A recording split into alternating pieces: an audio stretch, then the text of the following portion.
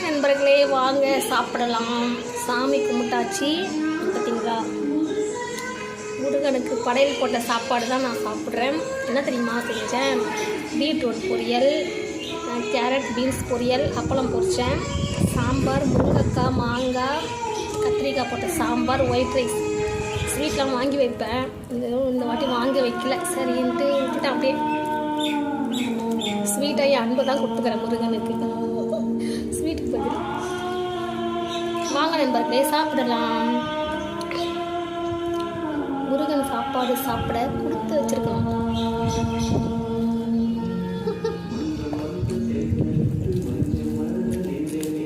பார்த்தீங்களா,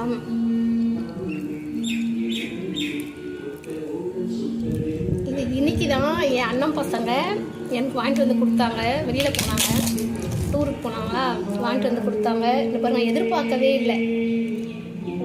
வெயில் போட்டது நான் எதிர்பார்க்காத ஒரு சந்தோஷம். இது என் அண்ணன் பசங்க எனக்காக வாங்கிட்டு வந்து கொடுத்துருக்காங்க. ரொம்ப தேங்க்ஸ். என் அண்ணன் பசங்களுக்கு ரொம்ப தேங்க்ஸ்.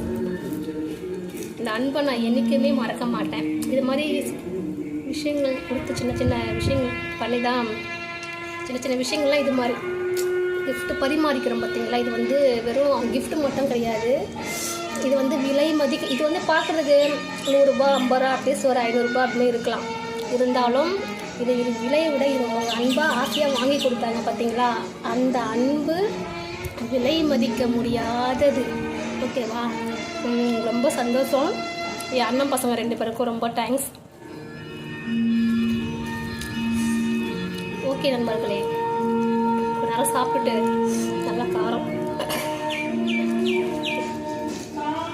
கோவிலுக்கு போயிட்டு வரணும். எப்படியும் இந்த 2-3 நாள் அடையமா நான் போவேன். சிறுவாபுரி போகலான்னு இருக்கேன்.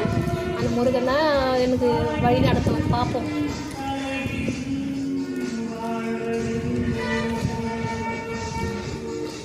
ஓகே, பாய் நண்பர்களே.